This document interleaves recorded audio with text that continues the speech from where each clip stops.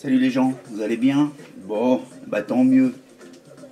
Petite revue sur un petit atomiseur, un tantinet big. Lui là, le Big Fogger. Bah, c'est un truc de dingue. C'est un ato, ouais, discret. Vous pouvez sortir au resto avec. Vous ne serez pas emmerdé, personne va vous regarder. C'est très cool. Sympa. En plus, vu la contenance, quand vous allez le remplir, une fois que vous l'aurez rempli, vous êtes tranquille un petit moment. Enfin, après, tout dépend combien vous vapez. Parce qu'il a une contenance de 10 ml. Ah ouais, 10 ml. Et ouais, ce petit Fogger. Hein, alors bah là, je l'ai monté sur le 134 parce que je peux vous dire que là, j'ai un setup un peu de dingue. C'est le plus gros mode que j'avais. J'ai pas encore de mode en 30. Où on met des batteries 26 650, voilà. J'avais Clitès 134, donc bien sûr on a ce décrochement qui fait pas terrible quoi, hein, mais bon, on peut toujours trouver une bague, un enjoliveur hein, pour arriver que ça soit flush.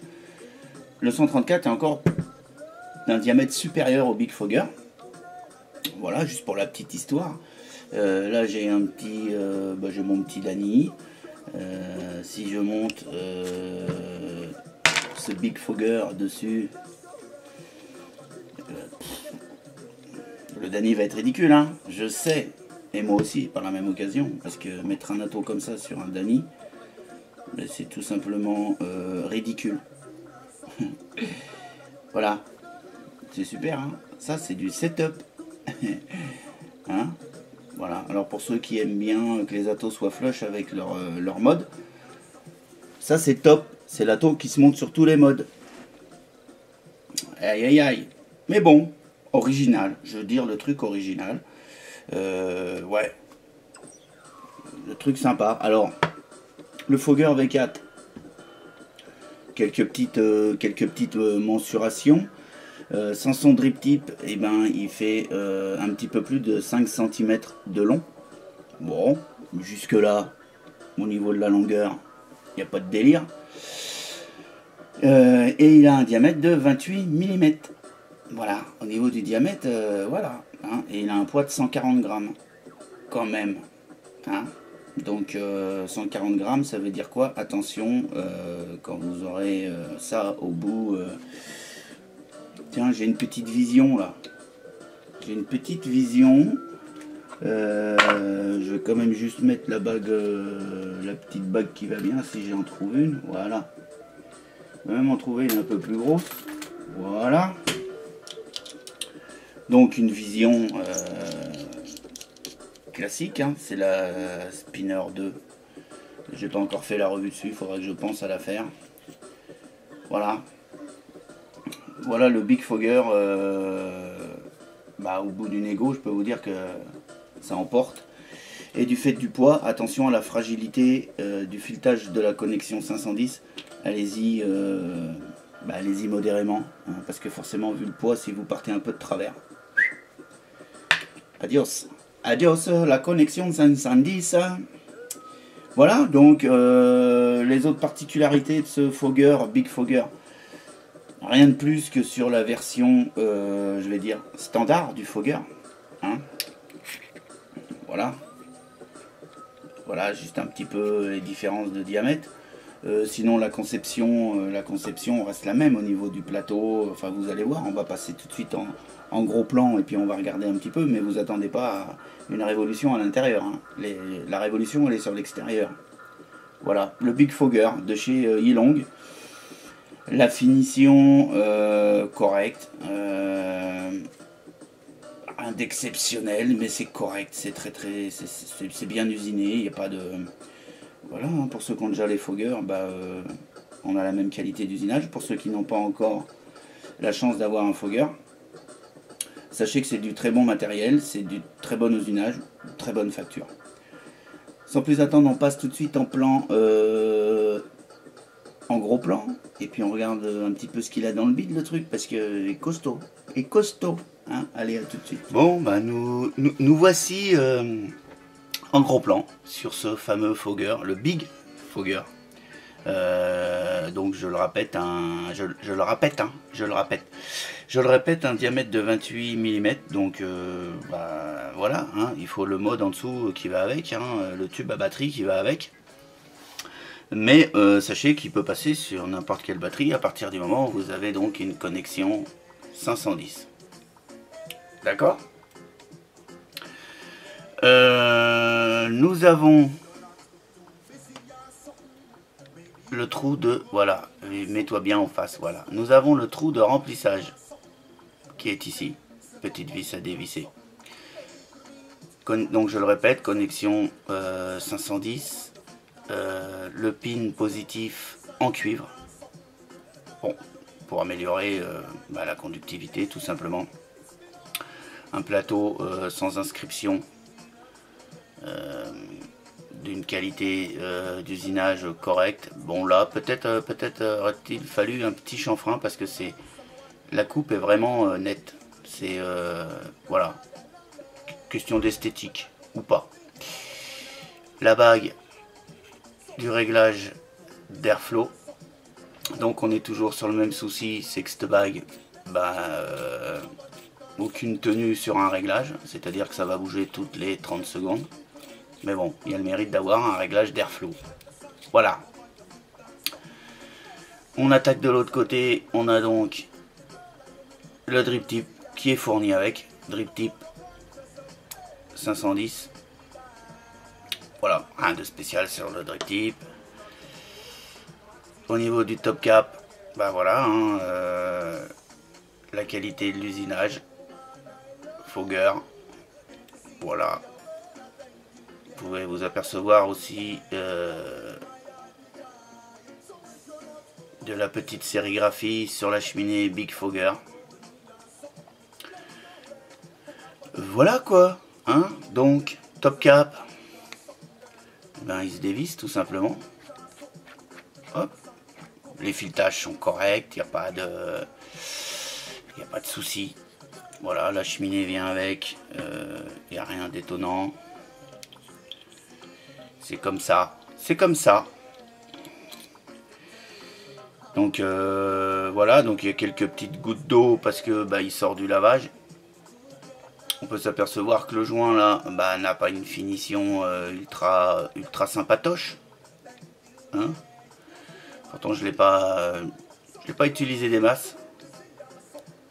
Mais bon, voilà un peu la tête du joint qui est... En fait le joint là il est mort, hein, tout simplement. Il est tout simplement dead. Heureusement qu'il y a une petite pochette avec des joints, parce que celui-là, il va falloir que je le change rapidement. Je dirais à la prochaine utilisation. Hein.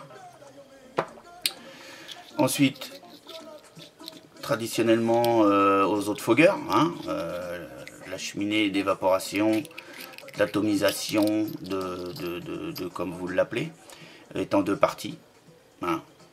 Voilà. Donc un petit bout de sopalin. Parce qu'il y a des petites gouttes d'eau. Honnêtement, la finition n'a rien à envier aux autres Fogger. Il n'y a pas eu d'amélioration et c'est pas plus pourri. Voilà. Disons les choses comme elles doivent être dites. Hein, voilà. Ensuite, on a le Pyrex. Alors le Pyrex, forcément, il est tellement énorme que il est 10 fois plus fragile. Hein, bien évidemment, parce que le diamètre est beaucoup plus important que sur les tailles standards des Fogger, sauf que ils n'ont pas augmenté l'épaisseur du Pyrex, simplement son diamètre, donc ce qui le rend à mon avis beaucoup plus fragile. Voilà, hein, donc attention à la manipulation de ce Pyrex. Pour le reste, il y a un petit peu d'eau partout. Hein. Pour le reste, c'est exactement pareil. On continue le démontage. On a donc cette bague là qui se défait, qui va nous laisser apparaître le plateau de travail où nous allons pouvoir donc y monter nos coils. Donc là on voit une petite prendre un petit tournevis, voilà. Là on voit que c'est un petit peu de traviole quand même, d'accord. Donc à mon avis c'est la vis là qui est beaucoup trop serrée, d'accord. Mais j'ai pas voulu le régler, je voulais vous le faire voir de la façon dont je l'ai reçu. Donc ça, bah, c'est pas joli, puis c'est pas terrible, et puis mais ça se refait facilement, il n'y a pas de souci là-dessus. Donc ici c'est le pôle positif, le pôle négatif, d'accord. On a les rigoles d'alimentation de Juice qui sont ici, qui sont relativement balèzes, d'accord. Voilà, rien de particulier à dire là-dessus, hein. Vous avez donc montage en double coille puisque vous avez les deux arrivées d'air, une ici, donc les coilles à placer au-dessus de ces deux trous là. Le trou qu'on voit là, c'est ici le trou de remplissage, d'accord, et on y accède donc par le dessous, par cette vis là, avec un petit tournevis cruciforme. Vous dévissez la vis, hop, vous faites attention car sur cette vis vous avez un petit joint torique, hein, donc des fois il reste sur la vis, des fois il reste sur le plateau, donc faites attention quand vous ouvrez votre alimentation en e-liquide de votre atomiseur. Voilà. Ensuite, bah, pour le nettoyage, il y a tout qui se démonte, vous voyez bien. On peut enlever aussi également la bague d'airflow. Crac. Voilà. Et bien ensuite on se le remonte. Donc bague d'airflow. Crac boom U. Vous pouvez vous apercevoir du diamètre des trous d'arrivée d'air. Un ici et un autre à l'opposé, bien sûr, qui viennent en concordance avec les trous sur le dessus du plateau. Et l'obturation qui se fait comme ça. Voilà. Là on est fermé. Et puis soit vous l'ouvrez un chouïa. Voilà, en fait c'est le réglage de l'airflow, tout simplement. Voilà, ensuite on vient repositionner cette bague avec le joint vers le haut, puisque ça va faire l'étanchéité avec le Pyrex. Hop, voilà, vous vous assurez que le joint torique est bien dans la rigole, comme ceci. Voilà. Ensuite vous prenez votre Pyrex, vous le positionnez sur le joint. Non, avant on va faire un autre truc peut-être, hein. On va monter cette fameuse cheminée, cette cloche. Voilà. Crac. On remonte la partie supérieure. On y met le Pyrex. On vient y mettre le top cap. Et on wisse jusqu'à amener une certaine pression sur les joints toriques pour faire l'étanchéité. Il n'y a pas besoin de serrer comme un sourd. Voilà, on lui met son drip tip. Crac, et voilà votre Big Fogger. Voilou. Bon bah écoutez, voici pour la présentation. Sur une autre vidéo, je ferai le montage. Du koi, du dual koi. Et puis on se fera une petite, on se fera un petit essai de vape. Hein, voilà les amis. On repasse tout de suite en plan large, et puis on se dit au revoir, hein. Bon bah voilà pour cette présentation du petit bébé. Voilà, moi je l'ai testé, il n'y a rien de particulier par rapport au rendu sur un autre Fogger. Ça marche bien, bonne restitution des saveurs, contenance, je vous raconte même pas, 10 ml. Ouais, alors 10 ml c'est bien, c'est pas bien quoi, hein. Un all day qu'on va là-dessus en 10 ml, il n'y a pas de souci. Maintenant, si c'est pour changer de juice plusieurs fois dans la journée, ça devient ça sert à rien quoi, ça sert à rien d'avoir ce genre d'atomiseur. Voilà, En règle générale, de toute façon, pour moi, honnêtement, mis à part une question esthétique, quand vous avez un mode en 30 ou en 28, voilà, c'est juste une question d'esthétique. Après, au rendu de vape, en général, ça n'apporte rien. Voilà. Puis l'autonomie de 10 ml, voilà. Une autonomie de 10 millilitres de liquide, bah ça fait beaucoup. Ça fait beaucoup. Pour moi, ça fait beaucoup. Hein. Ouais, effectivement, je vape 10 ml par jour. Donc ça veut dire que là, je pars le matin au taf. Je suis tranquille. J'ai pas besoin d'emmener ma petite valise avec mes petits liquides, machin. Sauf que là, quand je pars, bah, je vais vaper le même liquide du matin au soir. Voilà. Bah sur ce, les amis, bah, je vais vous souhaiter une bonne soirée, une bonne vape. N'oubliez pas surtout, si c'est pas encore fait, signez le manifeste de la vie, adhérez ou pas à l'EDUS. En tout cas, ces deux sites, je mettrai les liens dans le descriptif de la vidéo. Vous signez, vous adhérez pas.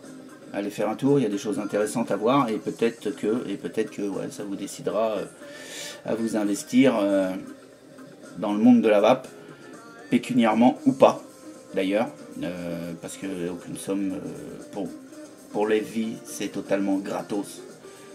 Pour les dus, il y a une adhésion, mais bon, vous faites ou vous faites pas, hein. Voilà.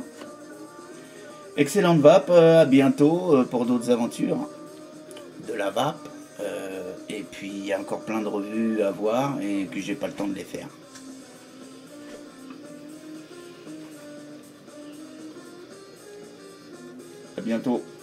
À bientôt les gens.